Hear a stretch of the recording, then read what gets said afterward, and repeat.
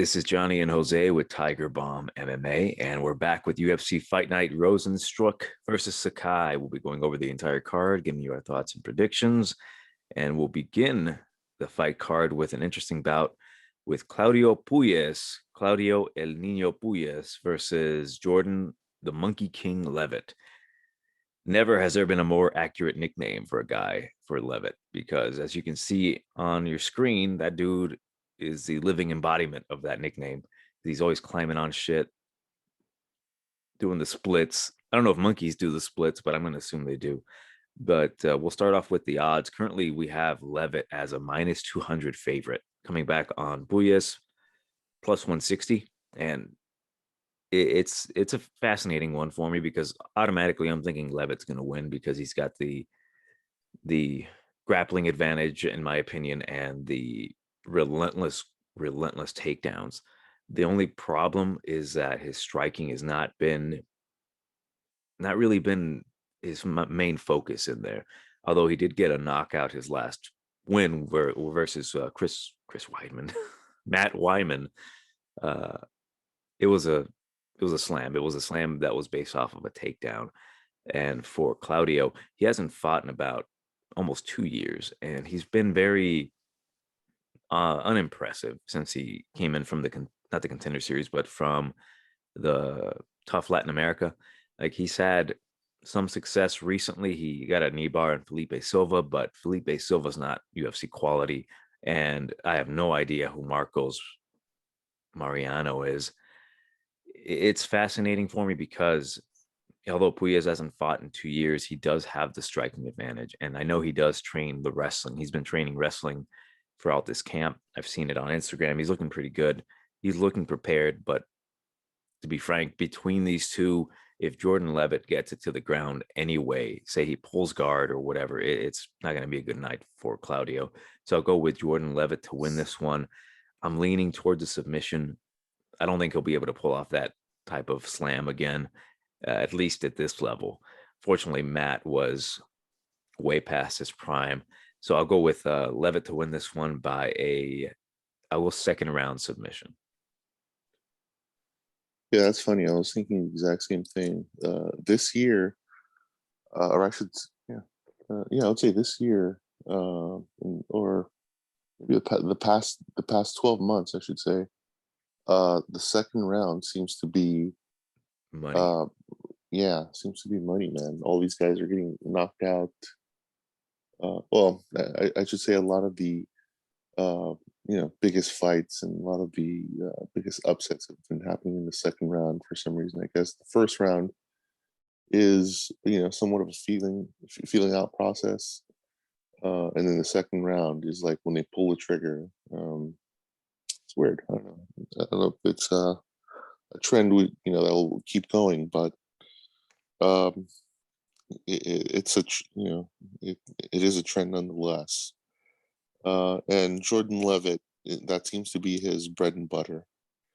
So yeah, I mean, I'll hop on that crazy train myself. Don't really have much more to add. Yeah, I'd say I'll even add to it. I'll say in the third minute, of the second round, I think he'll get an armbar. Our next matchup at featherweight, we've got the return of the Moroccan Devil, Yusuf Zalal, and the sniper, Sean Woodson. And the odds currently have Sean Woodson as a slight favorite, minus 190, the comeback on Zalal, plus 150. Surprised really by the odds. We saw Sean Woodson take his first defeat, period. He was previously undefeated, of course. And then Juicy J, Julian Erosa, came into the UFC. I think his third stint in the UFC, where no one gave him a shot in hell to beat Sean Woodson. He was one of these hyped up strikers from the Contender Series, where he did look good, and his striking is good. It's just that cardio really failed him in the third round. He could not stuff the takedown because he really put all his effort in knocking out Juicy J. Because we've seen it before. Julian Erosa doesn't have one of the best chins out there, and it just failed him. He couldn't find the right strike to knock out Julian Rosa. He gassed himself out, and then he succumbed to the Darce choke. And for Zalal, for him, he's got all the ability in the world, but I see it seems that recently he's been kind of in a mental lapse because his first loss in the UFC was against Ilya Topuria. No shame in that. Ilya's I can't even put it into words how high I am on Ilya Topuria. And for Sungwoo Choi, he's good as well, but he's not at the level of Ilya. That was a very winnable fight for Zalal, and he just seemed to make mistake after mistake in there. But at this point in their careers, I will go with Zalal. Take a shot on the dog in here. I think he has the better movement between the two. I know Sean Woodson, he's the rangier guy. He's a 6'2" with a 79-inch reach. Zalal's 5'10" with a 75-inch reach.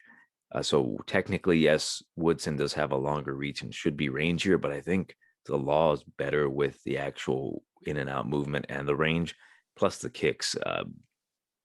Woodson's not really much of a kicker. He's more of a puncher. I know he got a knockout with like a flying knee at one point, but he uses that range kind of silly. I don't know what it is about the guy. Like, he's good, but at this point, they're giving him a guy who is established in the UFC. He's got better losses than Sean Woodson.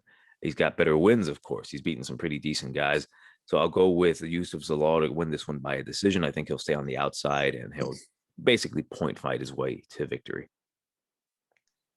Yeah, this is going to be a very interesting fight. I think this is going to be the first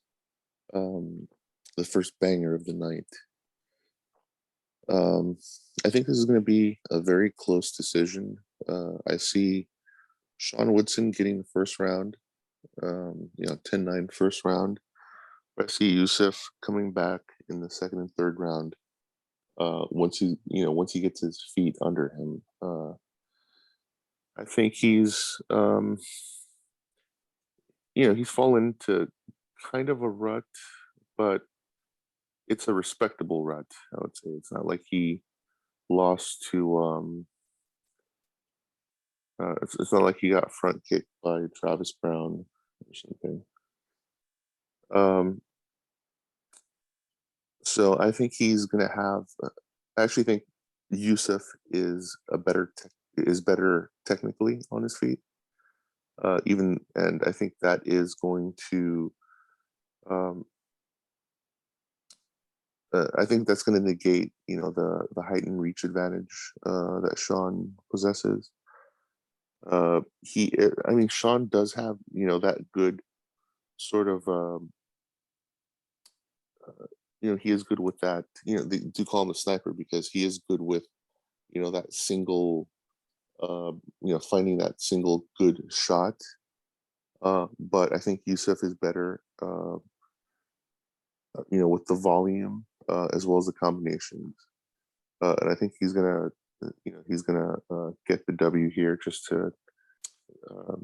I think he's had more than enough time since his last loss to correct, his mistakes. And it's not like Sean Woodson is, this dynamo on the ground, as a grappler or even as a wrestler.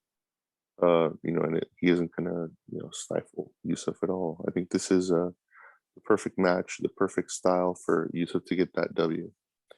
So this is the first underdog that I'm going with. I'm going with Yusuff by decision. Our next matchup at flyweight, we've got the Iron Lady, Marina Moroz versus the Beast, Manon Fiorot. Very similar names, kind of threw me off there for a second. But we have the odds currently -165 for Fiorot. Moroz comes back +130. Fascinating fight because it's the fight between a effective striker and a non-effective striker. Moroz, she's okay. Her striking's fine. I know she recently beat Mayra Bueno Silva, which was kind of a weird upset, but her striking's not been anything to really write home about. Like, it's fine. Fiorot, she's more of a dynamic striker. I think I forgot what her discipline is, but she recently knocked out Victoria Leonardo. I actually picked Leonardo to win that fight because I wasn't sold on Fiorot. She's 31 years old and she's 6-1 when it comes to MMA. For Marina Moroz, she is 29 and she's got way more experience. She's 10-3 overall. Those three losses, at least two of them have come to pretty decent competition. Carla Esparza, who at this point she might be fighting for the title after whipping that ass, and Angela Hill, who it's Angela Hill. It'll be fascinating because between these two, to be honest, I think at this point Marina Moroz might have the higher ceiling. I think overall they're really trying to push Fiorot immediately into the UFC because she does have that fancy striking and she's very fun to look at and to watch. But this is not going to be a good night for Fiorot. I think Moroz has the more experience, of course. She knows what to do in certain situations. Her striking is competent enough to more so look for the takedown because Fiorot does leave herself open a bit. Her takedown defense is okay for Fiorot, but I think Moroz will find a way to win this one. I think she'll use her tennis sounds to glide her way possibly to a decision victory, but I actually see this going to the mat. And if it does go to the mat, Moroz will have her way with Fiorot. So I'll go with Moroz to win this one by a decision. I'm not too high on Fiorot. She has to show me something. This is one of those spots where if she can beat Marina Moroz, who's got the more experience, has fought the better competition, maybe I'll start thinking a little different about her. But I am putting her in the Phil Haas spot where I am baiting her until she proves something to me. So we'll see how that goes on this one. But I'll go with Marina Moroz to win this one by a decision. Yeah, I don't have much more to add to this. I don't know if her nickname, I don't know if it was Self, um, if she named herself or if they named her the Iron Lady, but yeah, I don't see where that nickname doesn't make sense to me. Um, yeah, this is not going to be the most technical fight on the card, but I think that being said, Marina will edge out Fiorot because she is a bit more technical. Fiorot is, she has a respectable 6-1 record, but as you mentioned, I think the experience here will propel her to victory by a very, very close decision. I think Fiorot is gonna at least get maybe the first round. I foresee this as being one of those weird fights where anybody crazy enough to bet on this fight, they're gonna bet on on uh, on Marina, and then the first round, Fiorot comes out guns blazing. She gets a 10-9 round, and then that's when their sphincter gets all super tight.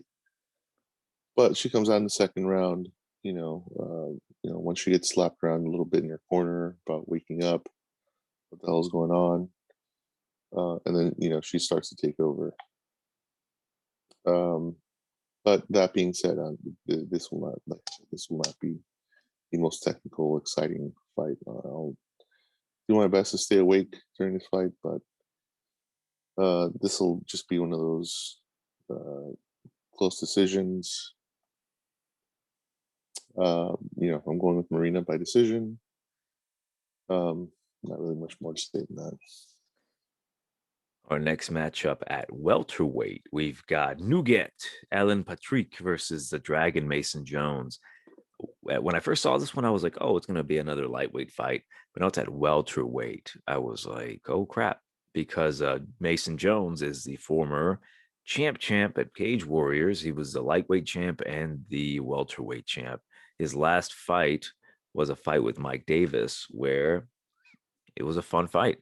Currently, the odds are minus 300 for Jones to come back on Patrick, plus 230. And I don't know what to think about this one because Mason Jones, the odds say it all. He should win this one relatively easily. He's a pretty big favorite. I'm staying away from that.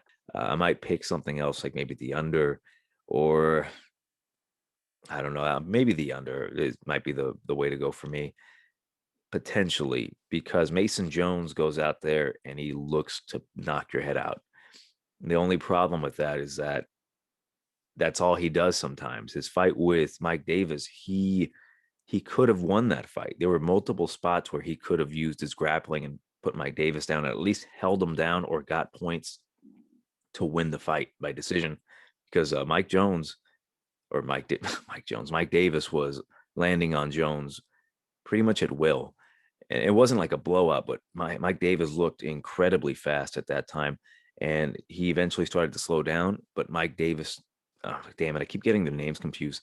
Mason Jones didn't really adjust his game plan for Mike Davis. Like, it was more of a like tit for tat type of fight, which concerned me. Like, this dude, he's a black belt in judo and jujitsu, but he's choosing just to strike, and stuff like that bothers me, because I did bet on Jones. He was a pretty decent underdog. And I'm like, there's a shot, because Mike Davis does tend to gas out later rounds. There's a shot. There's a shot for Jones to come in here and not necessarily knock him out, but edge it out, possibly even get a submission. And for Patrick, he's the underdog for a reason. He's 37 years old. He's on a 2-fight losing streak. This is one of those spots where he needs to fight for his job. I don't think he'll win the fight, but I think it'll potentially be, I don't know. There's a shot that Mason Jones could put himself there and leave himself open and then get caught by Patrick, because he relies too much on his chin. Jones does. So I'm staying away from it for that reason. There is a chance, of course, that Jones goes out there berserker mode and eventually catches Patrick, because at welterweight, there's not a whole ton of data on Patrick, really. His chin could be a lot better, but again, Jones will be more conditioned and he should have more power because he's not dehydrating himself. So I'll stick with the under, but I'll go with Jones, of course, to win this one. I'll say first round knockout, but I'm not ultimately confident in that, because I can see Patrick going for the takedown, because Jones does tend to overextend himself. Although Jones is a black belt in jiu-jitsu, I get a feeling he might not be able to get off from his back. But if as long as that doesn't happen and he finds that right shot, which I think he will, I think Jones is going to get that first round knockout. But again, I'm staying away from it, because again, Jones is really, he's a question mark at this point. He needs to calm his ass down and select better shots and actually implement a better game plan. Until I see that, I'm staying away from picking him. But yeah, I got Jones to win this one by a first round knockout. Oh, I was actually looking more at Jones by decision here, just because yes, he did lose his first fight, or his first time around in the UFC. But I think his, as time goes on, I think, or let's say, even in the next year or two, Jones has a higher ceiling than Patrick. Patrick, he is 37 years old. I think he's way over the hill. Um, he doesn't have the best. He's been with the UFC for a while, and he tends to spread out his fights, over several years. I mean, his last, let's see, 3 fights alone have been in the past 3+ years. Even his four, he there was a 2 year, almost looks like it's a year and a half between he fought Stevie Ray in the mirror, Hadzovic, and then he did fight. It was a little bit closer. Than he fought Scott Holtzman 8 months later, but then it was about 2 years from between his Holtzman and Bobby Green fight. And then now it's not exactly. Let me see, 3, 5, what, 8, 9 months since his last fight, his last loss with Bobby Green.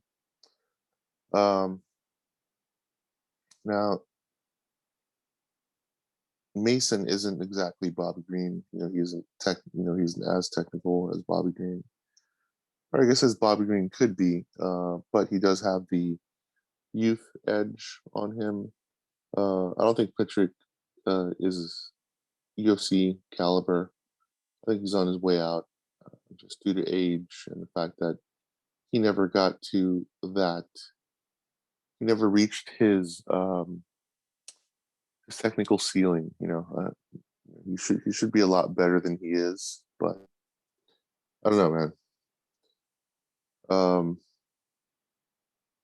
Yeah, I don't know if he will be able to. I don't know if either guy will be able to finish each other. But I think Jones is probably on his way to his first win, and depending on how fast he improves, maybe staying in the UFC for a while. I honestly don't think either guy is UFC caliber at this point. But Jones has the potential to stick around for a lot longer than Patrick. I think this is going to be his Patrick's third loss in a row. I think he's on his way out. He's probably going to get cut after this fight. But as far as the odds are, the reason I would suggest staying away from this fight is actually the odds. The odds don't make any sense to me. They're way overinflated. And I think the fight's going to be a lot closer in terms of which guy. I think the judges are going to have a hard time kind of figuring out, oh, hey, this guy got this round, this guy got that round. And so the odds, I think, don't reflect that. They're way overinflated. I don't see Jones as that big of a favorite. So that's crazy to me. I would say it's just stay away from this fight, period. But if you are thinking of betting on anybody, I'd say maybe include Jones on a parlay, but I'm honestly not too confident in that here. This is way closer to a fight, I would say. If the odds were Jones minus 120, Patrick plus 100, that'd be a lot more, that would be a lot closer and a lot more realistic. But the odds are saying stay away from this fight. So I'd suggest that. Definitely stay away. Our next matchup at welterweight, we've got the God King himself, Francisco Trinaldo, versus Muslim King of Kung Fu, Salikhov. Trinaldo's going up to welterweight after years at lightweight. Ballsy this man is. 42 years old, moving up in weight to fight Muslim Salikhov. And bravo to that man. Currently, the odds are minus 225 for Salikhov, the return on Trinaldo, plus 185. Out of sheer respect for the man, I kind of want to take a shot on him at those odds, because something that caught my eye, blew my mind a little bit, is that Trinaldo has the longer reach by half an inch. And how the hell does that happen? That dude has some long ass arms for being that size. He's 5'9". Or I should say that Salikhov has some short arms for being 5'11". But it's going to be interesting because Salikhov, he is the better striker between the two. I think he's more diverse striker. Muslim Salikhov is the king of kung fu, but Francisco Trinaldo, that dude's made out of like redwood or something, because he doesn't crack. He's been knocked out before. Don't get me wrong. It's just more so that at that age he should be slowing down, and he is not. He does not look his age whatsoever. Well, he does when you look at his face, but when you look at his body, he does not look 42 years old. You come up to your own conclusions on that, but it is what it is. But it's a fascinating fight because Salikhov should win, and especially at those odds, minus 225. But something's telling me that Francisco Trinaldo might crack him, especially moving up in weight, having that slight reach advantage, being the striker that he is. Dude hits hard. And Salikhov, although he does have some impressive wins in the UFC, more so Zaleski, it's a tough one for me because, again, I'm kind of leaning Trinaldo because of my respect for the guy. But in all honesty, it should be an easy win for Salikhov. He is the younger guy, although he's not a spring chicken himself. He's 36 years old, almost 37. I think he has the right level of striking to keep Francisco Trinaldo at bay. And I see him kind of cruising to a decision. So I'll go with Salikhov by decision. But by God, I really do hope we see a Francisco Trinaldo knockout. We hope to see that he knocks out Muslim Salikhov, and then he starts maybe a couple fights at welterweight before he eventually retires. Hopefully, he's one of these guys that retires on top with a win, because I think he deserves it. Like, he's been grinding for all these years, especially at that age, still competing with some of the best guys. So hope to God the best for Francisco Trinaldo, but I do see Muslim winning this one by a decision. Yeah, I agree. Trinaldo, mad respect for the guy. I know everybody, the media, uh, everybody's talking about, how Romero is this, genetic freak and so on and so forth. It's very he may very well be, the Cuban experiment. I think that would have been a more appropriate nickname, but the guy's, pretty religious, so he chose, to go with the soldier of God, which is cool. But Ronaldo, man, this guy is, dude, at 42 years old to be able to crack how he does, I think it's insane, man.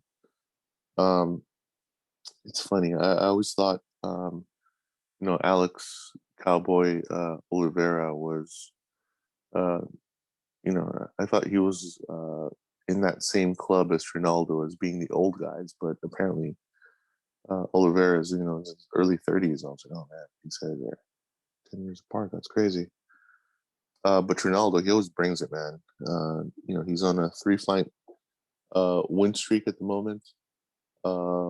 Yeah, it's funny. He got Bobby Green, man. Bobby Green, um, he just dropped the ball there, to be honest. But Trinaldo was there to pick it up. He's got a win over John McDessie, Jai Herbert. He did lose Alexander Hernandez, but it's just one of those things. I guess youth triumphed.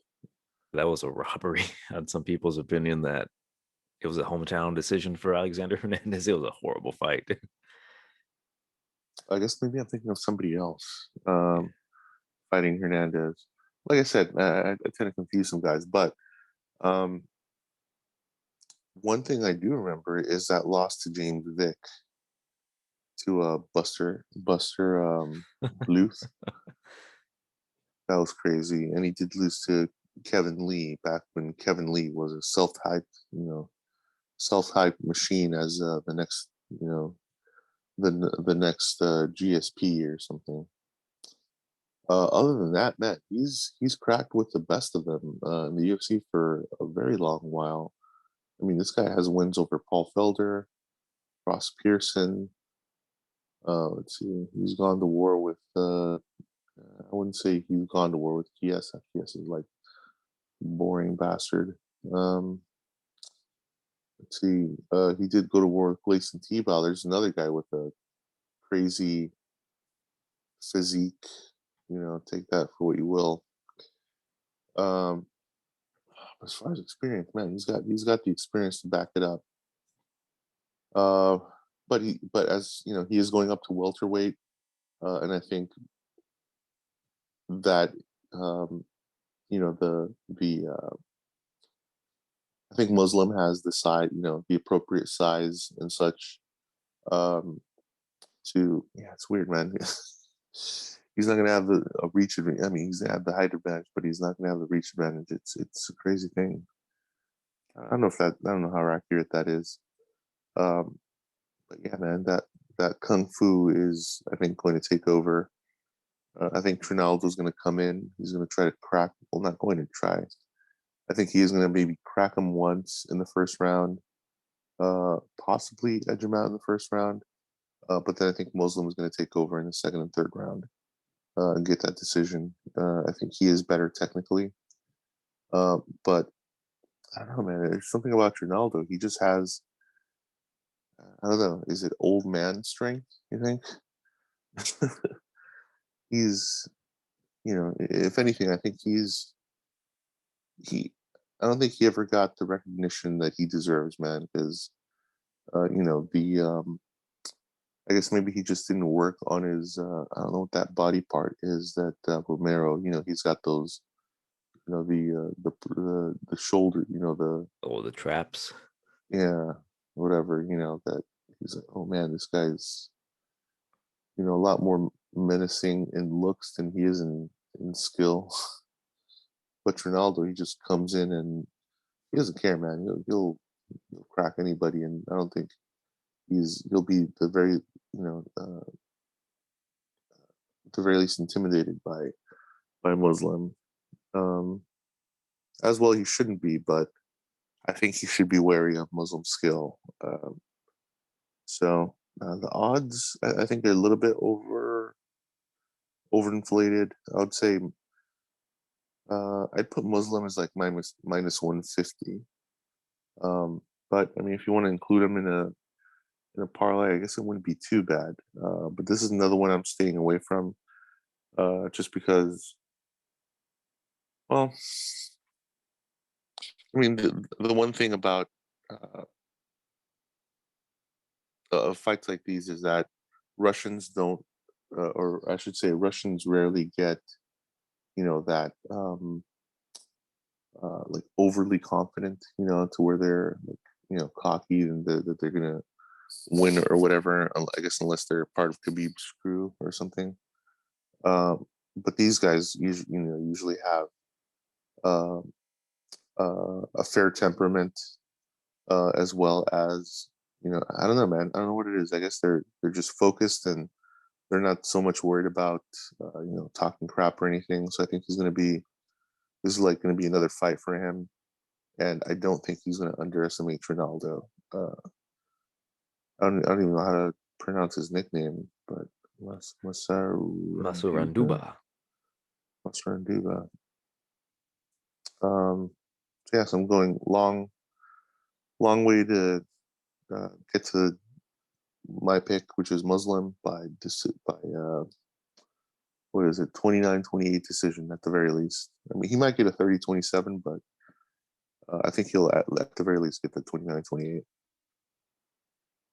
Our next matchup at heavyweight, we've got the bulldozer Tanner Boser and the sledgehammer Ilir Latifi. The battle between the two construction equipment. Interesting fight because Tanner Boser is minus 200. Minus 200 for Tanner Boser. The comeback on Latifi is plus 160.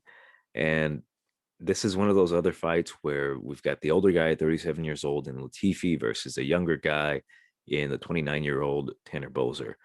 And I'm leaning really, really hard on Ilir Latifi. And part of me can't even justify that because on paper, Tanner Boser, the younger guy, the better striker, the more better striker. He's got the height advantage, surprisingly, the slight reach advantage by half an inch. And I should be picking Boser because he's looked, I don't want to say impressive, but he's looked okay in the UFC. His two losses are to Cyril Gane and to most recently Andrei Arlovsky. So I guess I can kind of justify that way that Arlovsky is one of those older guys as well, and he got decisioned by Arlovsky. And the thing about Ilir Latifi is that he's so unexpectedly strong. Like he looks strong, but he's a lot stronger than he actually looks because his fight with Derek Lewis when he first moved up to middleweight, I remember thinking Derek Lewis is going to run through him. He's going to knock him out. He won't be able to take him down. And then here he is taking down Derek Lewis and actually controlling him for a bit.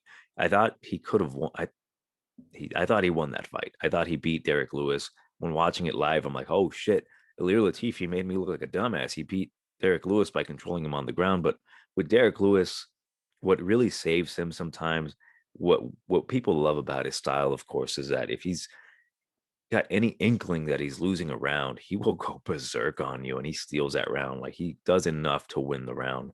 So, it is what it is. I wouldn't call it a robbery, but I thought Ilir won that one. The thing about Ilir as well is that he hits hard as shit, and he's knocked dudes out in the UFC. He knocked out I forgot his name, that Irish kid or whatever. So yeah, dude is strong as shit. He he's the he's the horse god, I guess. He riding around in horses shirtless like Putin. I think I'm going to take a shot on him. I think he's got the wrestling advantage. Of course, he's stronger. My only concern is that if he gasses out, Tanner Boser might be able to knock him out because in the first 2 rounds, Tanner Boser, I don't think he possesses that kind of power. He did knock out Felipe Lins, but Felipe Lins is kind of an iffy fighter. Like I don't know what happened to the guy. He was a literal monster in PFL, but when it came to the UFC, it's like I don't know. It just seemed a bit suspicious. But I go with Latifi. I think he has just the right amount of skill to beat Tanner Boser. Tanner Boser is not one of these great monsters at heavyweight, so I'll go with Latifi to win this one by a decision. I think he'll be able to potentially even hurt Tanner Boser and then just go for the takedown, control him from the top, and then just ride out a decision. So I'll go with Latifi to win this one at plus 160 odds by a decision. This is the classic striker versus wrestler match. The way I'm looking at this is Tanner Boser's going to use his funny enough. Well, before I get to that, this is the way I see this fight going is Tanner Boser trying to work the outside, using his footwork and his movement, to try to pepper Ilir Latifi like a steak, throughout 3 rounds with jabs, maybe a couple combinations. And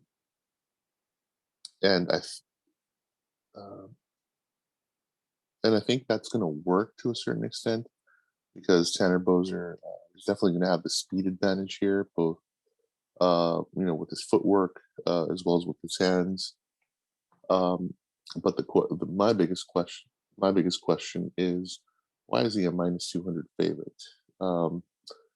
Because the biggest question I have in the fight is, will Tanner Boser be able, how good is his takedown defense? So far, we haven't seen how good it is, based on the guys that he's fought so far. Cyril Gain isn't exactly, a takedown machine, nor has Felipe Lins or Rafael Pessoa, tested that. Andre Arlovski, can't break that guy couldn't. Excuse me. That guy, he's old. His knees wouldn't allow for a takedown. So, wow, I didn't realize he was 37 years old. Wow. So apparently, looks like Ilir Latifi is just coming into his prime at heavyweight at 37 years old. That's crazy. So a few other crazy things to take into account is that Tanner Boser is the taller, actually lighter fighter. So he's going to be in the 230s, probably who knows, maybe in the 220s. Come weigh-in day and such.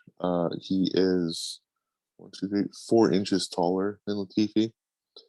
Latifi is actually going to be heavier. Man, this guy's like a fire. He's built like a fire hydrant. And you'd think, at first glance, you think, oh, Tanner Boser is going to win this fight easily. Not so fast, my friend. This matchup actually favors Ilir Latifi. It favors his style because he's a takedown guy. He's a grinder. I don't know if you want to. I don't know if I should say it that way because people might associate him with the app and whatnot. Well, he is a bear. I'll say that. Yeah, it shouldn't.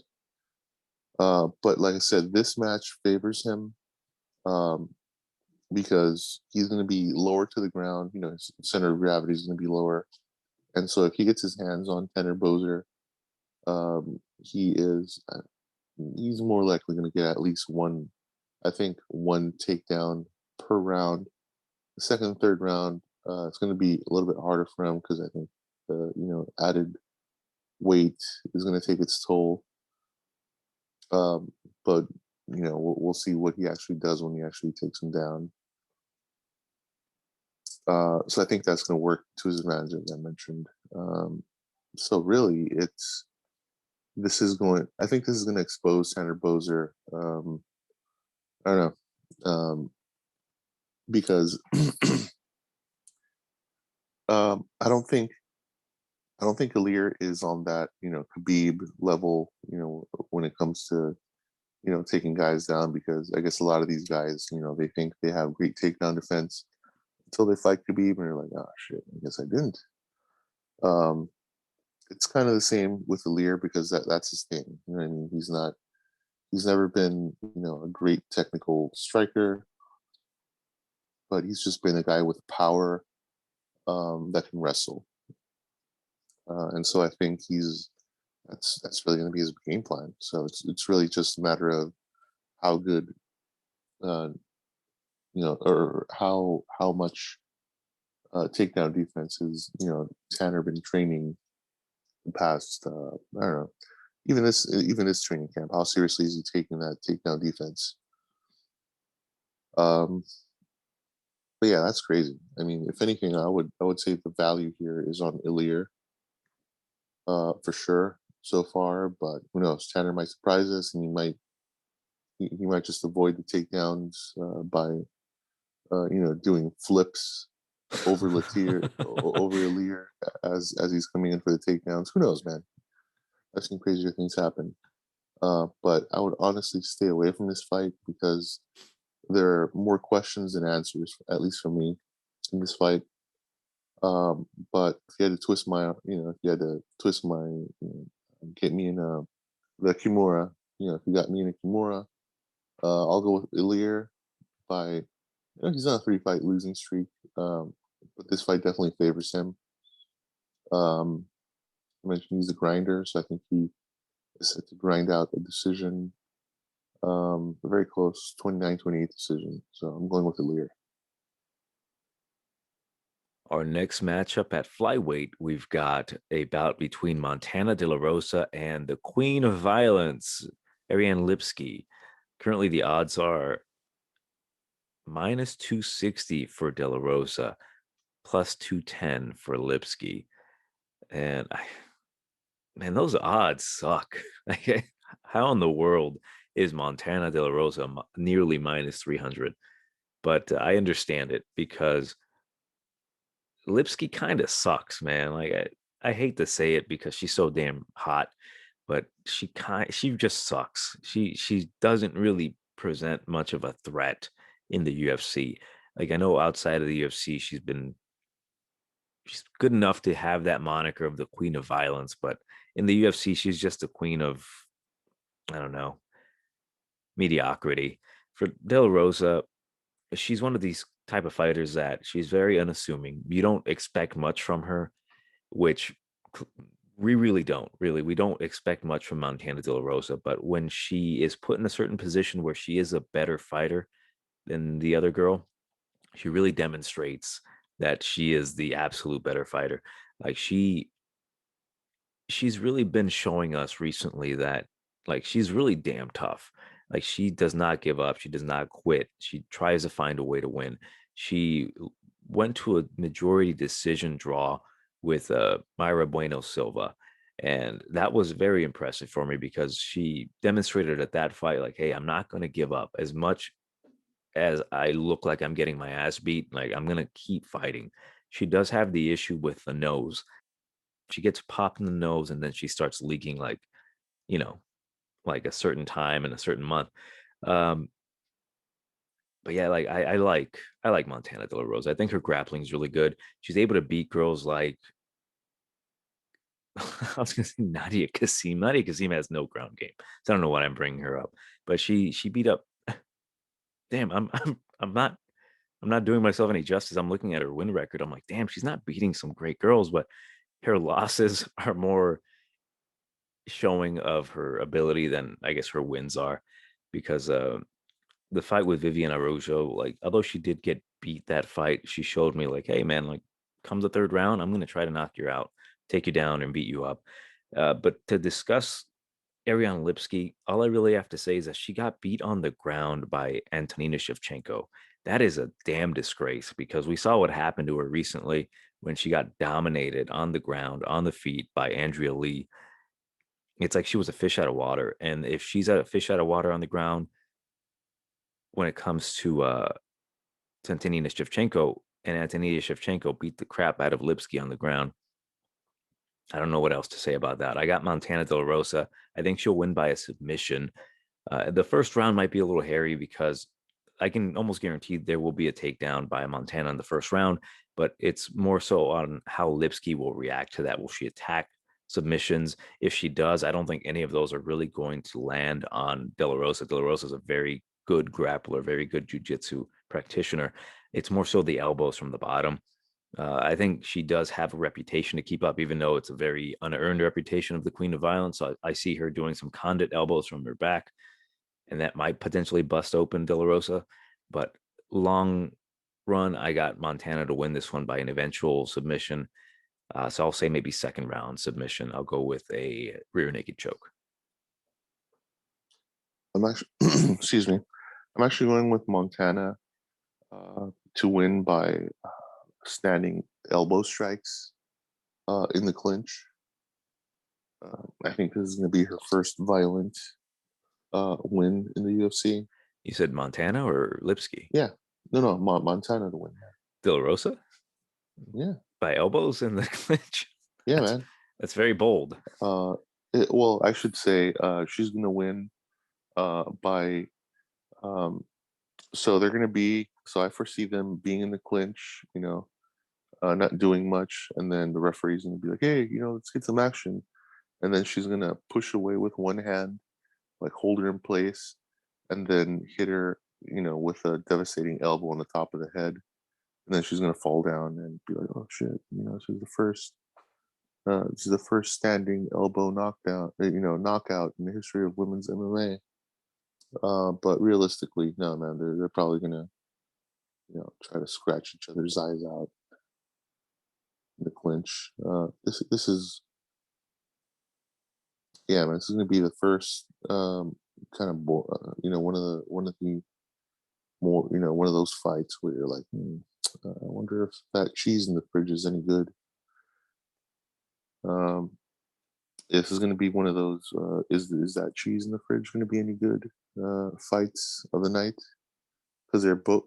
I don't know, yeah, they're both pretty hot. So and I think that's at least worth watching maybe the first round. But yeah, Lipski, dude, her losses have.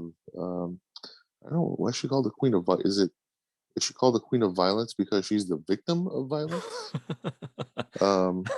That never made sense to me, because since coming into the UFC, she's lost fights that, had she won, she'd be in, I think, a pretty good position. Be like, oh man, so I feel sorry for Montana De La Rosa. But dude, she lost to Joanne Calderwood, Meatball McCann, and the lesser Shevchenko. And so, yeah, I think she's only going to be on a 2-fight win streak, but being 2-3 in her last 5, I think I don't think she'll get cut after this fight, but after her next loss, I think when she's at the three consecutive loss level, I think they'll cut her. She's definitely not UFC caliber material, and she doesn't seem to be improving. The odds are a little, I shouldn't say a little, they're way off. It should be a lot closer. I'm going with the superior De La Rosa. I'm going with Montana. As I mentioned, by devastating elbow in the second round, elbow knockout. Our next matchup at featherweight, we've got Mr. Finland, Makwan Amirkhani versus the Jawaiian, Kamuela Kirk. Currently, the odds are -300 for Mr. Finland. Kamuela Kirk comes back +225.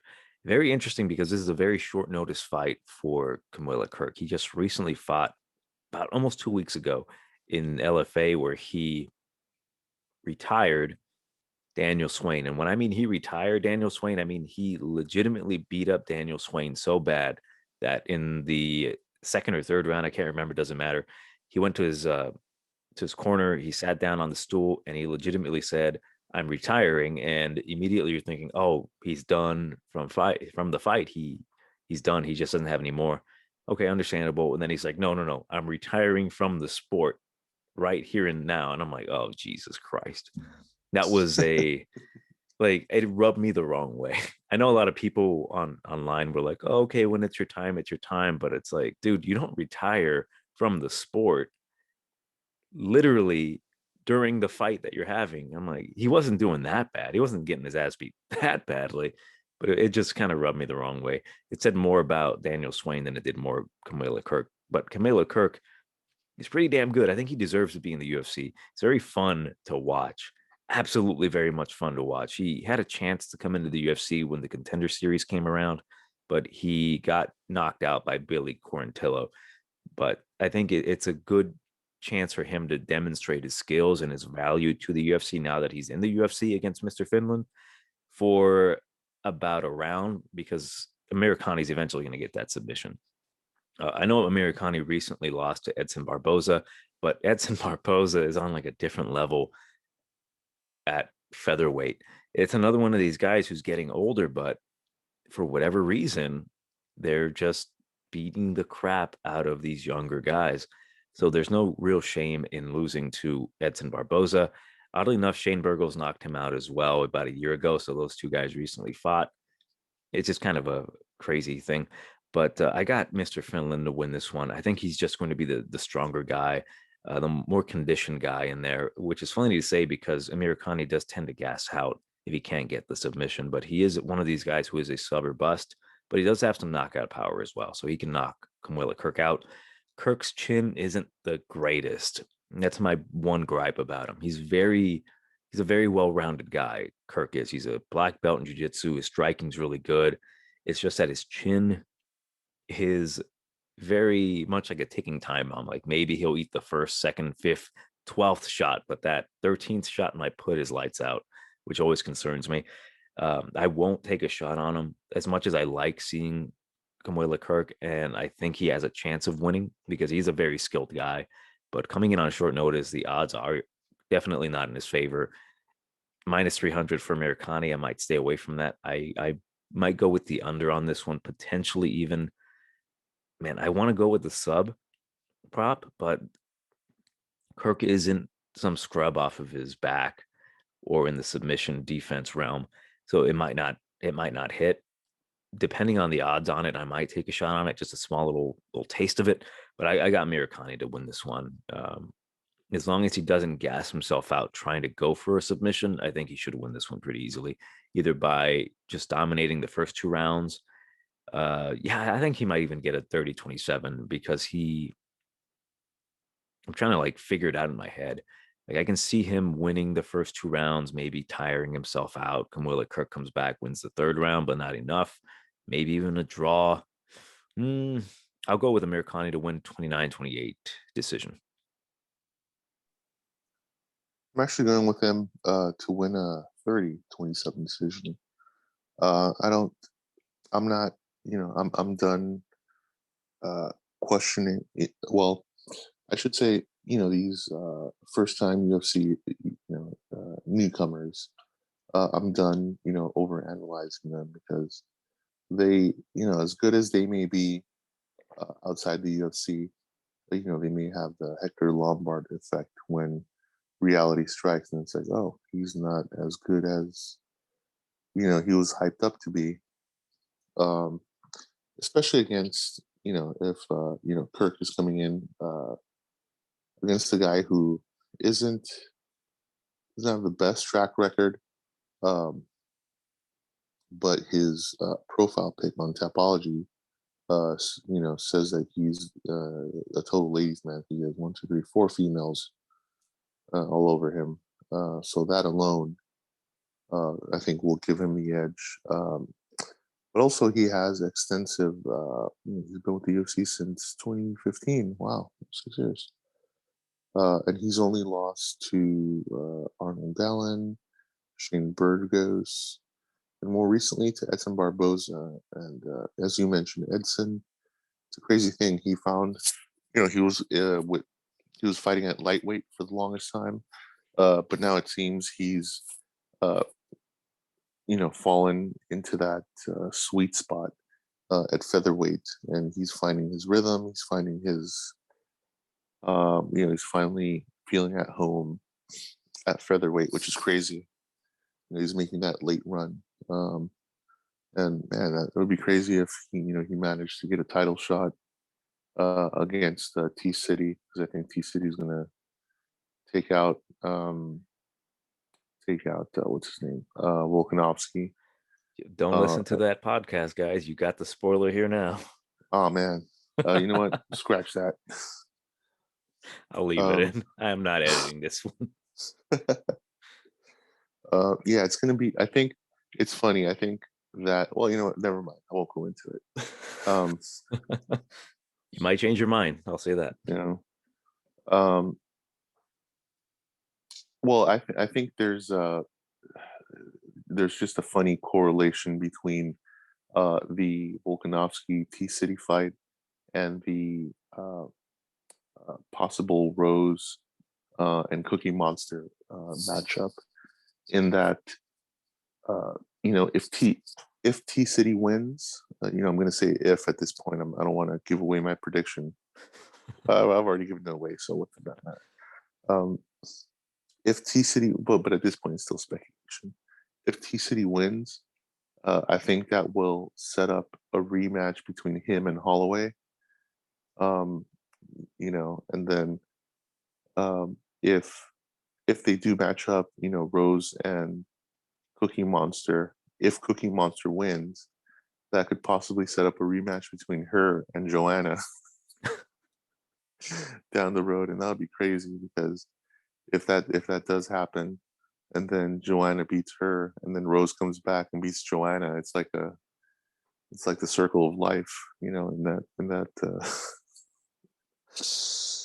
in that division. Anyway, I think it's similar in at featherweight, because if T City wins, it sets up a rematch with Holloway. And then let's say if Holloway wins, it sets up a rematch with Volkanovski, and then Volkanovski wins, and so on and so forth. It's a crazy scenario, at least in my head. But anyway, here I think Makwan's experience will come into play. Yes, he has lost some fights, but I think he has sufficient UFC experience to edge out a decision here. And I think he will look as happy as he does in his profile pic once he does win. Kirk has definitely to prove himself. The odds, I think, are way overinflated here. Makwan should be like a minus 150 favorite. I think it's going to be a lot closer. So I think than the odds indicate. I think the bookmakers are just trying to what's the word? Minimize their losses. Or minimize their losses with I'm pretty sure Makwan's going to win, but they didn't want a ton of people to make money off of this fight, so that's why they overinflated the odds. But yeah, Makwan's definitely set to get that decision here. And before we break down the main card, I'd like to ask you guys, please like, share, subscribe, all that stuff. We just broke 100 subscribers, so all of you guys, we really appreciate that. That warms my heart, knowing that there's 100 people that are listening to us, or at least, putting us in the background while they're doing other shit. It's all fine, just as long as you're listening. That's cool with us, but we do appreciate it. And to begin the main card, we've got a fight between, I don't know if it's his name is still the Octopus, Tom Breeze, but it's Tom Breeze versus Antonio Arroyo. I almost called him something else. Fuck it. I almost called him the Octopussy because he pussies out sometimes. Oh, shit. To make myself laugh. But currently the odds are minus 250 for Tom Breeze. Arroyo comes back plus 200. I'm not going to spend a whole ton of time on this one because I'll make myself go stupid trying to break it down. Like, what if this happens? What if that happens? Tom Breeze should win. He's the better fighter. He's got the better conditioning, the better striking, the decent enough grappling defense. It's just that he has to show up. it's his fight to lose. 100%. This is one of the prime examples of this is ex-fighters fight to lose. Antonio Arroyo, dude is like, I don't know, man. Like he's 31 years old, 6'3", got the body of a Greek god, the gas tank of, I don't know. He's got a shitty gas tank, is what I'm trying to get at. He lost to Duran Win, a fight that he should have won. There were so many openings for him to win. Funny enough, I had that nasty feeling like, damn, Duran's gonna win. Even before the fight happened, I'm like, damn, Duran's gonna win this one because Arroyo kind of sucks. I'll put it to you that way. If he gasses out, he is just a body there. He's just a sparring partner that will just allow you to do whatever you want to him.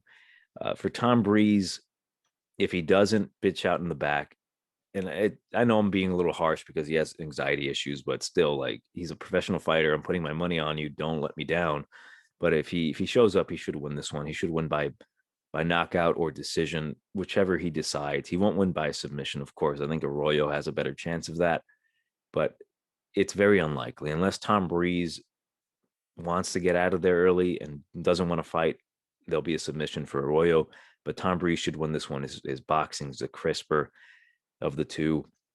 His overall game is better. It's just that he has to show up. His fight with Omari Akhmedov, you might consider that a stunt. I wouldn't consider that. Omari really worked for that submission, that arm triangle. So even in that loss, it did show me a bit of Tom Breeze coming back and maybe not succumbing to adversity, even though he technically did. I can't remember if he was the favorite in that one. I think he was, but I'll go with Tom Breeze to win this one by a knockout. I'll go second round. Not ultimately confident in that particular prop bet because anything could really happen. It could potentially even go to a decision. But if it does go past 2.5 rounds, Arroyo is probably just going to be a sitting duck out there. So I'll go with Breeze to win this one by second round knockout. I'm actually going with Breeze to get the decision here. I know I'm taking the safe route, but I don't know if Breeze is going to be. Well, first let me start with I guess with the odds. The odds are, I think, again, overinflated here. Now that isn't to say I don't think Breeze is going to win or going to have a clear. This isn't going to be one of those questions. I don't think this is going to be one of those questionable matchups where you're like, oh, it was too close to call, despite whatever the announcers state. If you watch these fights with volume, with the volume up, and if you're influenced by the announcers, a lot of times, even I am, they're shouting like, "Oh my God, what? This guy got the decision. I'm surprised." But now I tend to watch these fights with no volume, and I tend to be less swayed by by their comments and such. But anyway, that is to say, this guy Arroyo, he is not UFC caliber.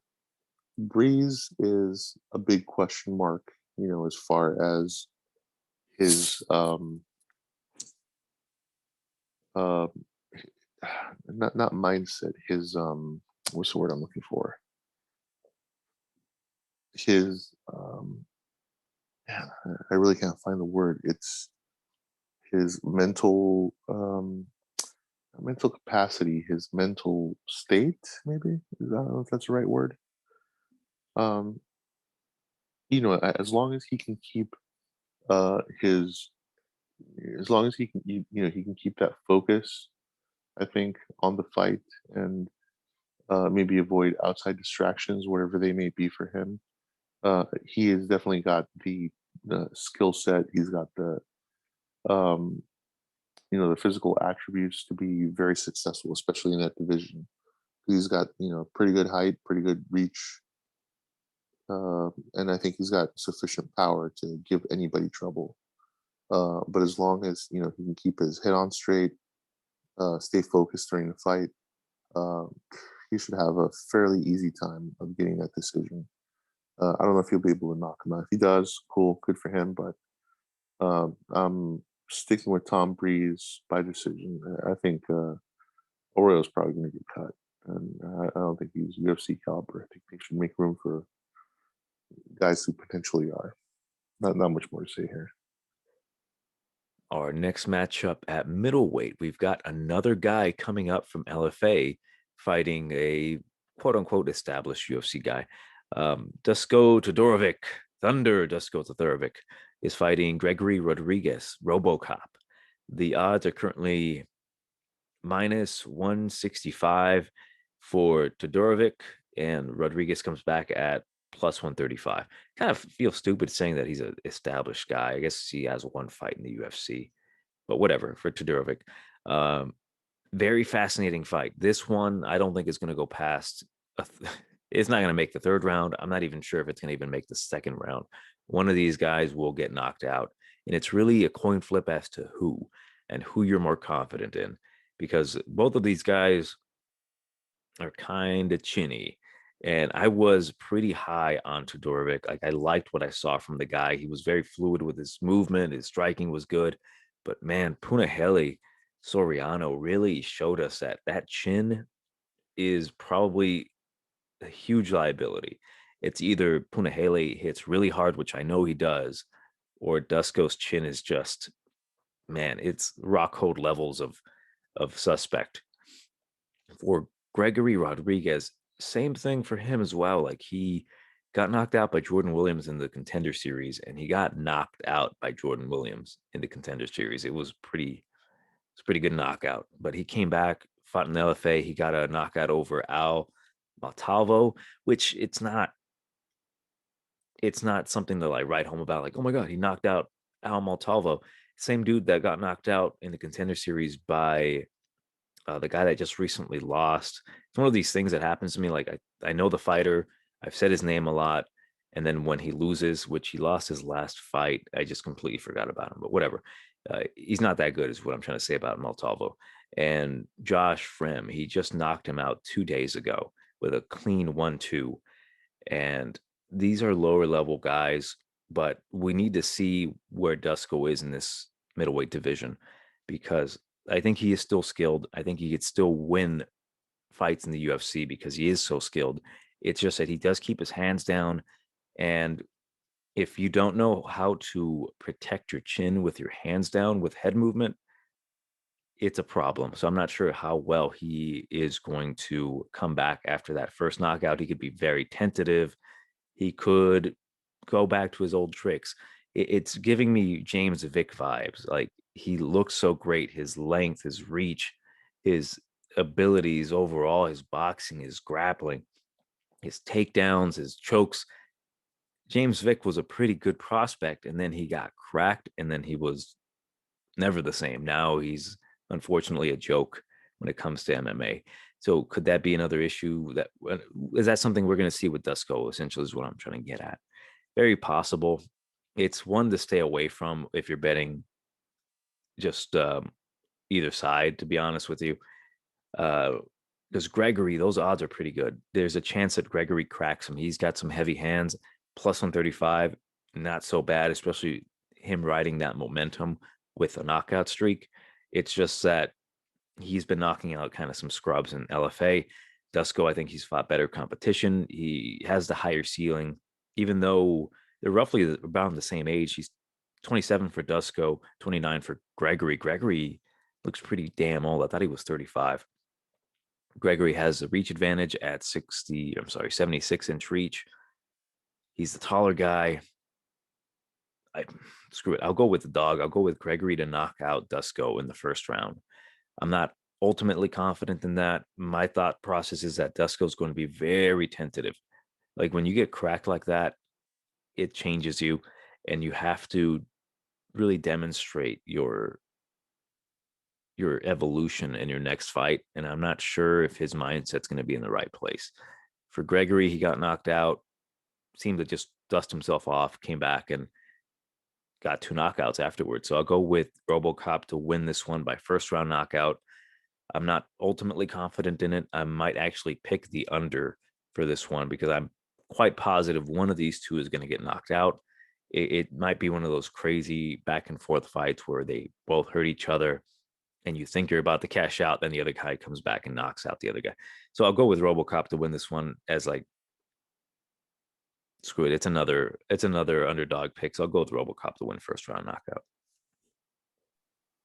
I'm actually going with reluctantly with Dusko here. Yes, they both. I mean, they both recently lost, but I think, yeah, I mean, both losses were pretty bad. But let's see. Oh, actually, I thought this was longer ago.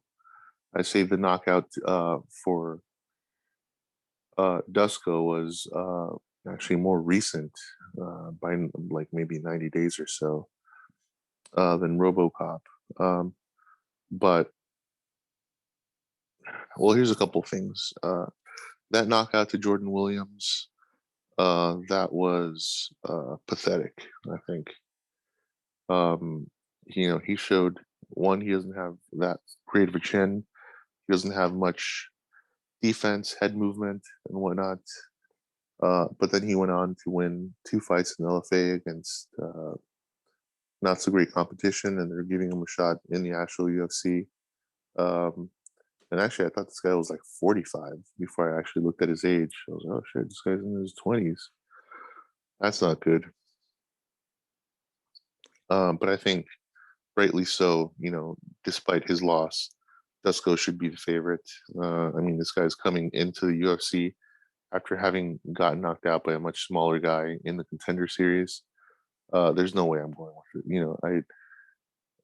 It's kind of lose-lose. I think no matter who you go with, just because both of these guys have questionable chins. If anything, I wouldn't be surprised if this is the first double knockout, in the history of the UFC. I know it's funny, it's happened in other organizations, but it would be hilarious if it happened here. But this does have the potential to happen, and I think this is setting up Dusko to get. Did I already say he was going to get decision? You know what? I'm changing that. I think he is going to get a second round knockout. So I'm going with Dusko second round KO. And just to backtrack, Al Maltavo got head kicked by Tafan and Chukwi. Like it just was bothering the shit out of me. And I just remembered. I'm like, oh yeah, Tafan and Chukwi. That's the guy who got decision by the Iron Turtle. Damn, that was pathetic. But let's move on. Let's not talk about Nchukwi. Next fight at welterweight, we've got Santiago Ponzinibio. I always get thrown off by his nickname, the Argentine Dagger. It just kind of threw me off. I'm like, what the fuck? I know we discussed it last time he fought, but I'm like, oh man, he changed his name. It kind of sucks. And then a better nickname, Caramel Thunder, Miguel Baeza. Fun matchup at welterweight. Incredible matchup at welterweight. We get the young up and comer versus the more established older veteran in the UFC. Let's see if he still has it, or is the young guy just going to run through him? Currently, the odds are minus 125 for Baeza. Come back on Ponzinibio plus 100. This is like, oh man, this fight right here. Like if you can see my face, it's like, this is a fight. This should have been the co-main event. I don't know why it's so low on the main card. Man, I guess the plus side is we get to see it sooner. But fun fight. 28 years old coming in here. Miguel Baeza, 6'2", 74.5-inch reach. Come back on Ponzinibio, 34 years old, 6 foot tall, 73-inch reach. So he's at a disadvantage in youth, disadvantage in height, disadvantage in reach when it comes to this fight. And unfortunately for Ponzinibio, he got knocked the fudge out by Li Jingliang in his last fight. And I think we both picked Ponzi to win that one. And it really does show that, frankly, Ponzinibio is the better fighter between those two, between him and Li Jingliang. But when it comes to the layoff and trying to recover momentum after such a long layoff, sometimes that ring rust creeps up on you and you just never see it coming. If I remember correctly, Ponzinibio was dealing with like a muscle issue. Like he just wasn't able to pack a lot of muscle. I forgot exactly what he was dealing with. And it sucks for me to say, but I think Miguel Baeza knocks him out. Uh, like we, I really want to see. I can't speak for both of us, but I really want to see Santiago come back to being that destroyer that he was in that division. The dude that knocked out Gunnar Nelson with essentially a jab. The guy who knocked out Neil Magny. Man, it sucks to see Santiago fall from grace so quick. Well, not necessarily so quickly. It took a while for him to fall from grace, especially after injury and being in a layoff. But Miguel Baeza, I had my doubts about this guy. I picked against him, I think, his last two fights, and he's proved me wrong both times. Not to say that I'm jumping on the Miguel Baeza train. It's just that I think he's got a really good camp. It's his MMA Masters versus American Top Team. So Colby Covington might play a big part in this one. He might be training exclusively with Miguel Baeza, getting him ready to beat his former teammates. So I will go with Miguel Baeza. That Colby Covington X factor plays a huge part in this because he might know a lot of the game plan for Santiago, what they think, how he works, what his weaknesses are. Who the hell knows? I'm gonna go with Miguel Baeza to win this one by I'll go a second round knockout because the first round's going to be a little tentative. We don't know exactly what Ponzinibio is going to do. He might go for broke. Uh, he might still look really rusty in there, but Miguel, he's got the reach, he's got the leg kicks. I think he'll eventually place the right shot and really hurt Santiago.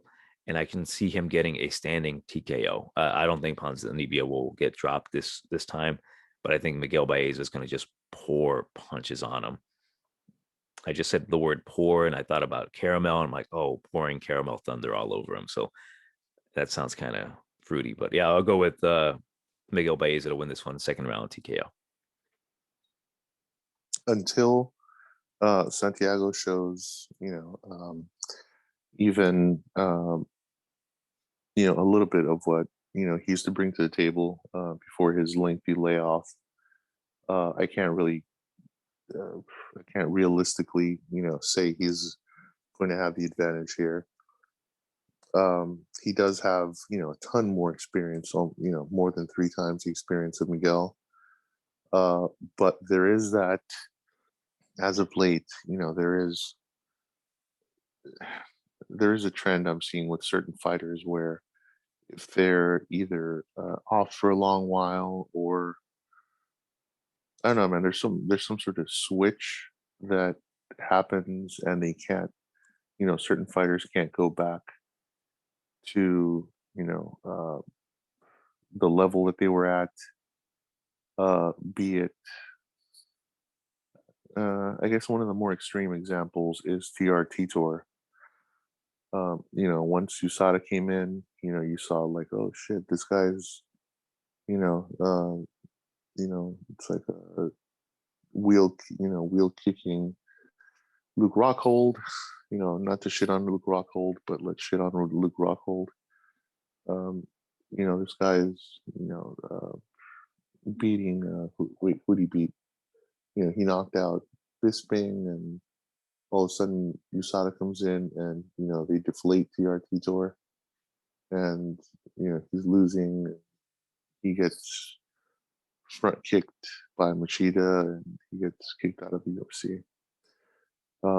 But Ponzinibio, he got, he had a 2.5 year layoff between, beating all these guys, man. He had a hell of a streak, man. He beat Perry, he beat Magny, he beat Gunnar Nelson.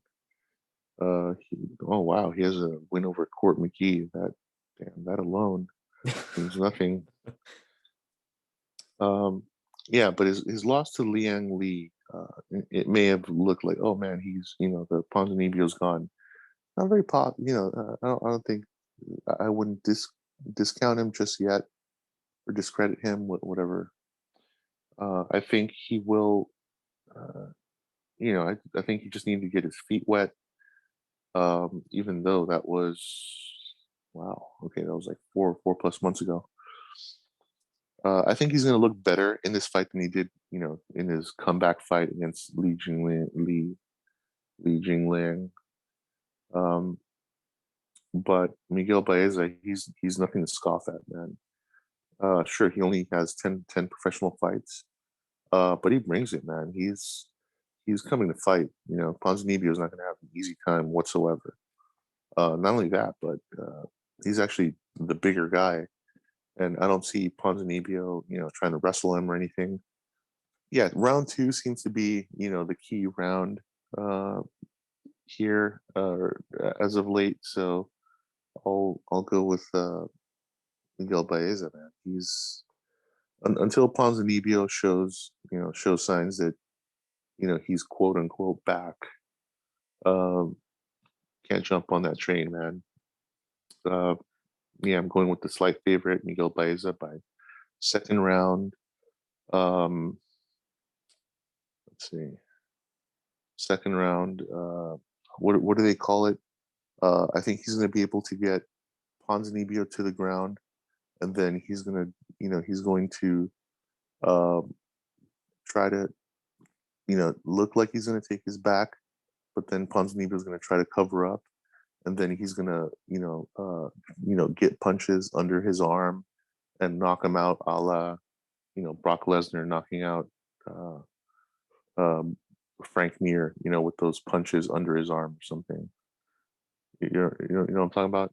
Yep, those like Underarm punches, underarm yeah. uppercuts. I'm not sure what to call them.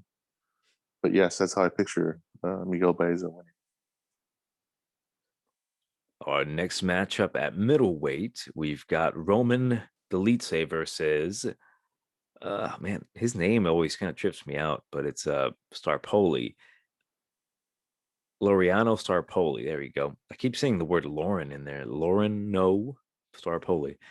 Currently the odds are minus 140 for Dolidze, the comeback on Staropoli, plus 110. I'm surprised the odds aren't as crazy for Dolidze, to be honest with you, because I think Dolidze takes this one however he wants it.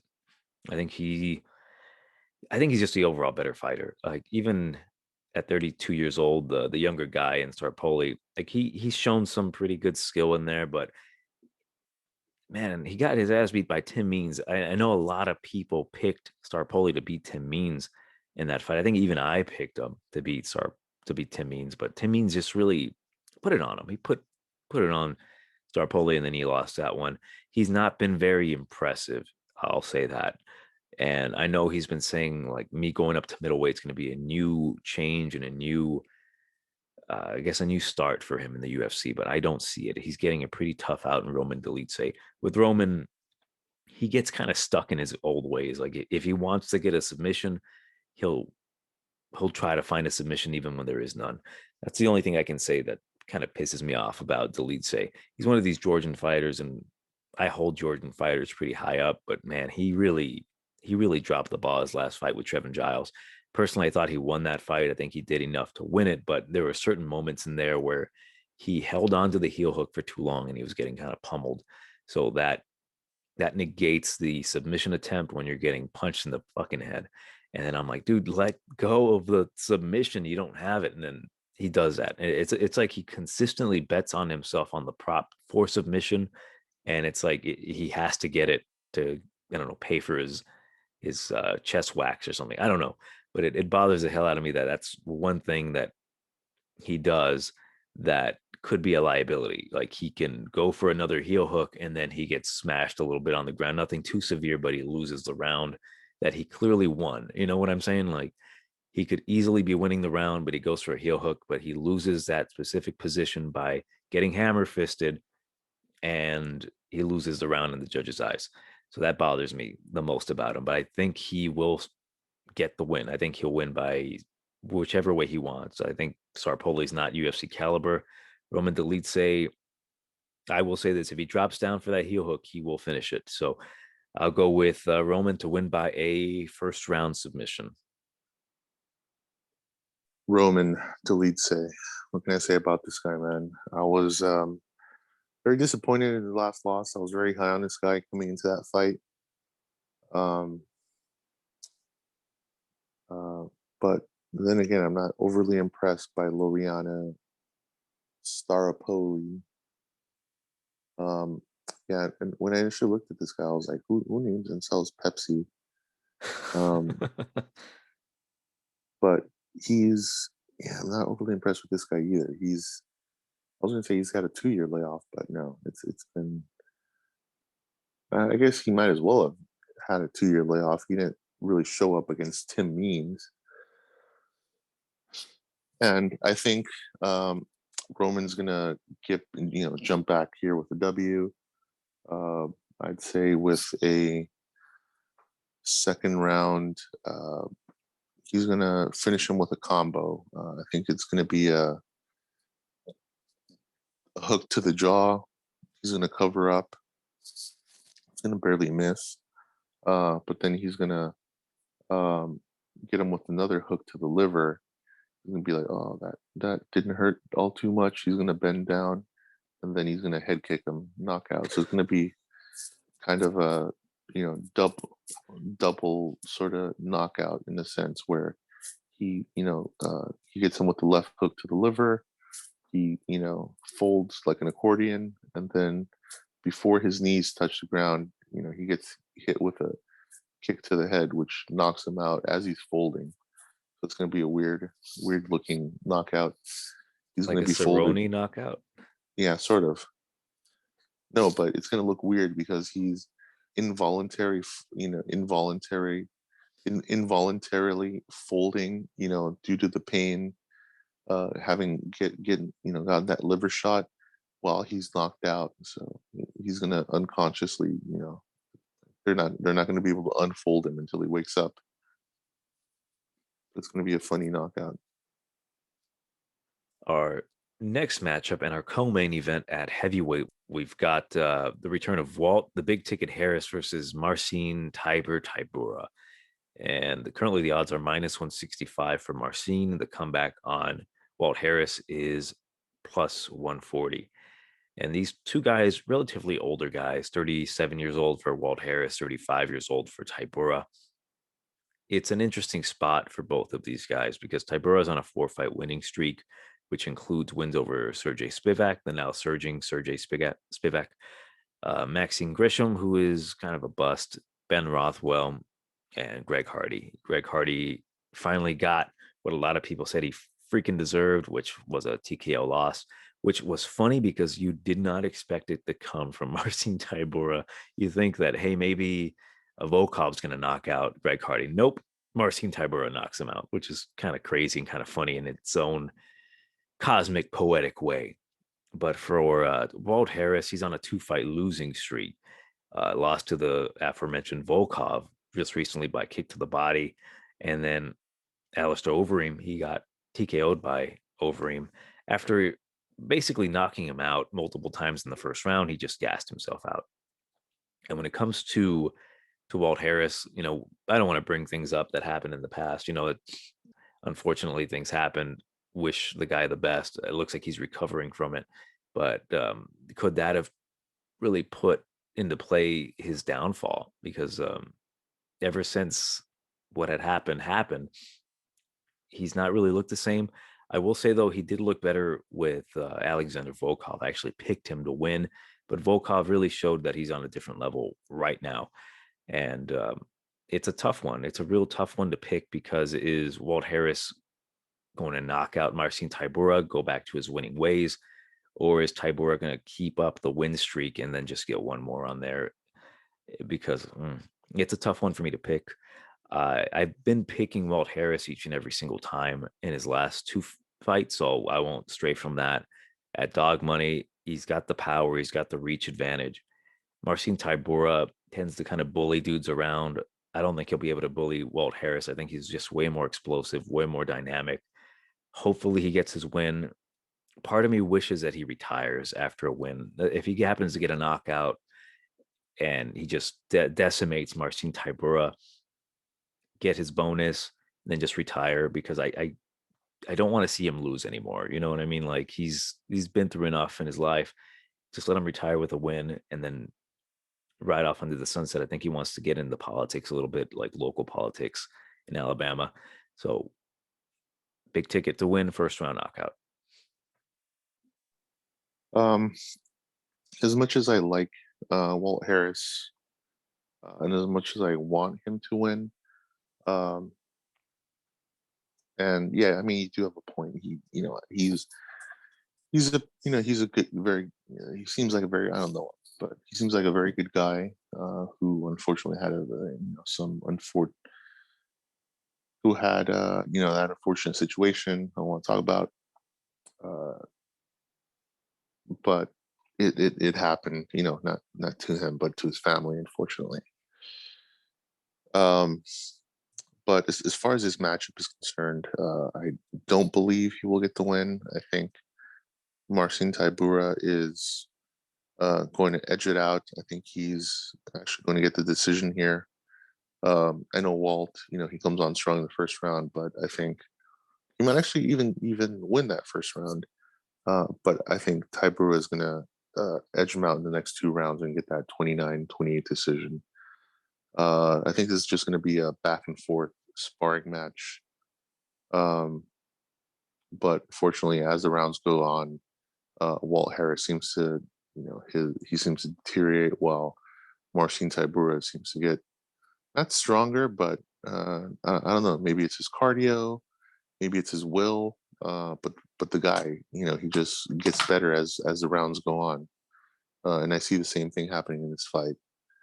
Unfortunately for Walt, I think after this loss, I think he may get cut. It's not the way I'd like to see him go out, but I don't know. Maybe they give him another chance. Hopefully, after this, to go out on a win. I don't know. All the best, all the best of luck to Walt.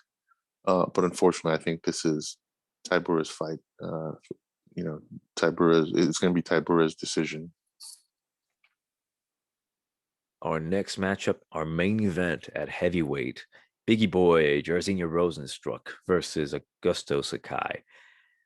Heavyweight fight, 5 rounds, Rozenstruik versus Sakai. The more I thought about this one, the more I kind of got disappointed in it. Like, it sounds fun. Like, oh my God, it's a heavyweight banger at 5 rounds. And I'll get to my point, but minus 120 for Rozenstruik, minus 105 for Sakai. Very near even. Both of these guys are pretty evenly matched. 6'4" for Rozenstruik, 6'3" Sakai. There's an inch reach advantage going to Rozenstruik. 78-inch reach for Rozenstruik, 77 for Sakai. Very evenly matched. It's actually on paper it could be a great banger of a fight, but something tells me it's going to be super boring because Sakai goes forward normally. He goes forward, tries to knock you out. Uh, Consistent with his Muay Thai, but his last fight was a knockout loss to Overeem, who was very patient. Man, Overeem gave up rounds nearly every single round until the last, say, two or so, where he took him down and just pounded out Sakai. And for Rozenstruik, his last fight was an absolute stinker with Ciryl gone. He didn't do much. He didn't do anything. He didn't look like he wanted to win the fight. It looked like he was outgunned and outmatched. And it's very disappointing to see a guy that went from knocking dudes out with like the lightest of taps to, getting outstruck completely without any resistance from Ciryl Gane. And that might be that Ciryl Gane is just an amazing striker, which he is, but I don't think he's that amazing that he can make Ciryl Gane, but he can make Rozenstruik look like a punching bag. It's more so Rozenstruik can really be very tentative, and he relies too much on the counters. So this could be, frankly, the moment where he comes back and he counters Augusto Sakai and knocks him out in first, second, third round.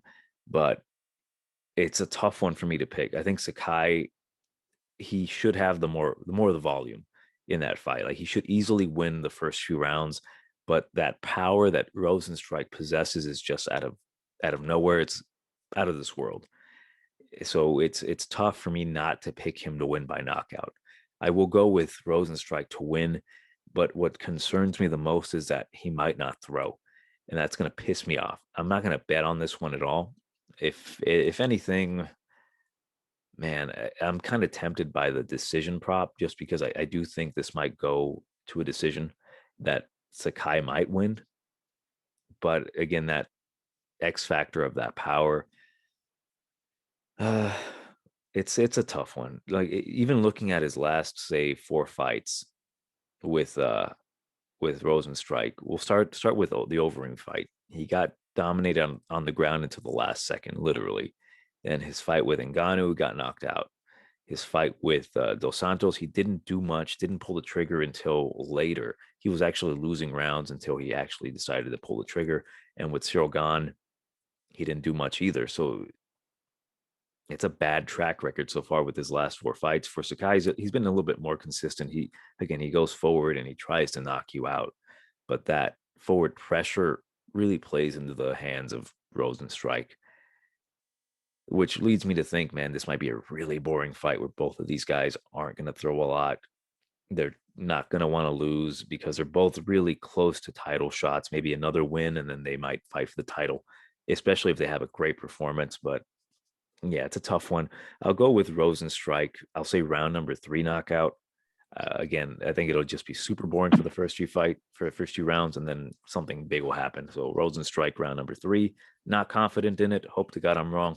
Hopefully these two guys go out there and try to kill each other from the opening bell. But I got to be honest, I think it's gonna suck. So Rozenstruik round number 3, left hook counter when Sakai tries to rush in there. Oh man, yeah, this is the. I mean, it's not a tough one to predict. I think Jair is going to win. I think he's going to come away with a victory. Uh, it's just a matter of, has he gotten over that? Like, is he too old of a dog to learn new tricks? And by that, I mean, his style, as you brought up, is bringing that, bringing those devastating counters. Um, when exchange, in the exchange. Now, has he, have they bothered, or has he or his trainer or his training team bothered to correct that in, with regard to maybe having them create forward pressure, and set up, I don't know, maybe a combination, or set up, those, um, or maybe set up a knockout, or anything like that. And I think the answer to that is no. A lot of these fighters, they fall into this comfort zone when they have a little bit of success. They're like, oh, okay, that's worked. So let's just keep doing this. And their trainers, um, they, uh, I think a lot of the train, I think what happens is the fighters to a certain extent become divas. And they're like, hey, this has worked. So this is what this is what I want to train on. This is when I want to keep training. And their trainers fall into that, cashing those checks, from their fighters. And so they're like, all right, so I guess I'll go along with that and just keep training whatever has made them successful, to that point. They don't bother correcting anything. And I think, as much as I like Jair, as much as I like his style, this guy's never. Unfortunately, I don't foresee this guy ever being champion. And that's not to say because he doesn't have the skills. It's because he isn't evolving, man. He's got the power. He's got, I think, some technique. Well, not some technique. I mean, he's got technique, but he just doesn't have that. He just hasn't shown that he's evolving. You know what I mean? Not to say that I expect him to be a takedown machine like Curtis Blades or anything. But he's just not. He's very. He's a flat-footed guy. He's not, and he's not somebody who's going to press the action. He's not somebody who's going to circle around. Try to get an angle on somebody. He's just kind of waiting. He's like a. I guess maybe.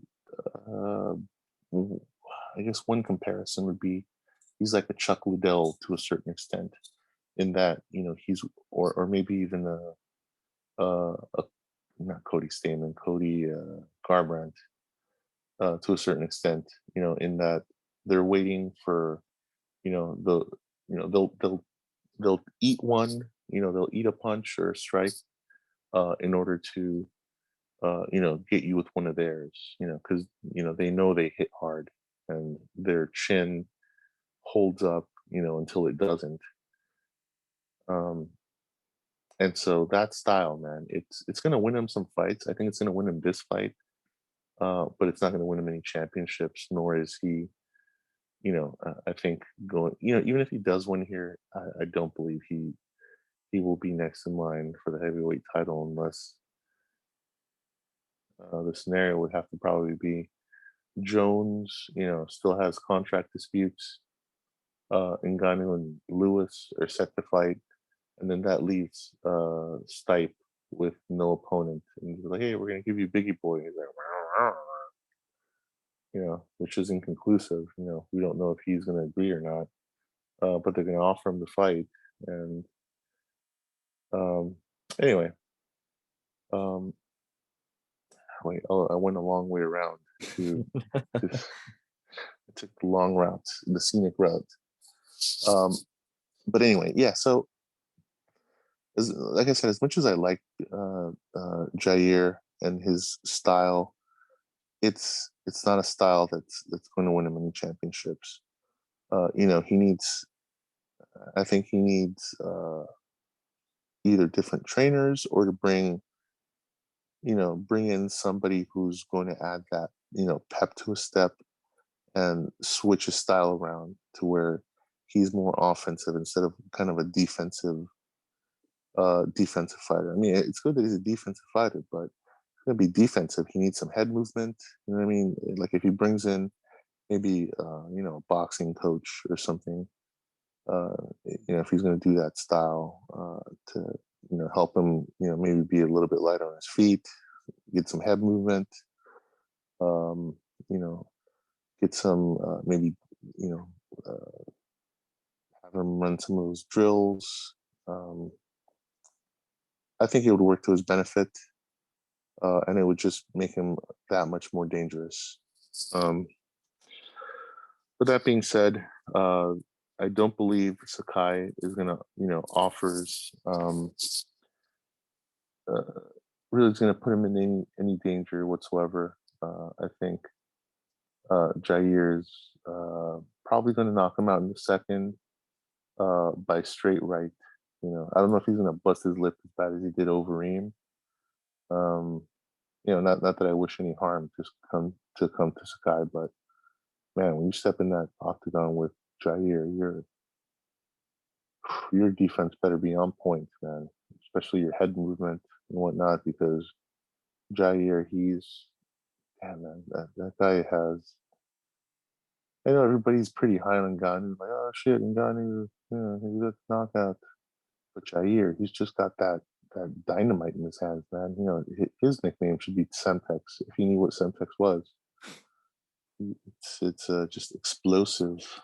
Um, yeah, that's all I have to say, man. Jair by second round,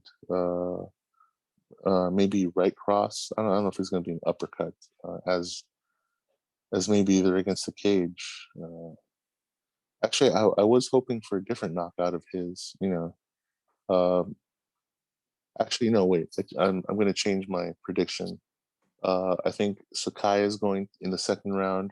He's going to try to push Jair against the cage, but Jair is going to um, put his right foot against the cage, and he's going to hit him with a flying knee, pushing off against the cage. And that's how he's going to knock out Sakai in the second round, like in the third minute. So or not a super, but a Showtime knee. Sort of. I mean, I picture it more like a Tony Jaa on Bach type of knee as he's pushing off against the cage. You know what I mean? Because he can't hit him with the Ong Bak, 12-6 elbow as he's flying. So instead, he's going to hit him with that knee. He's gonna knock him out, and then he's gonna hit him, I guess, maybe once as he's going down for good measure. And that punch on the ground is actually gonna wake him up. He's gonna be like, "What? No, I didn't get knocked out." Like Zhang Wei Li. those have been our picks for UFC Fight Night Rozenstruik versus Sakai. Again, please like, share, subscribe. Let us know what you guys think in the comments below, if our picks are any good, if they're trash. But once again, Johnny Jose, TigerBomb MMA will catch you at the next fight.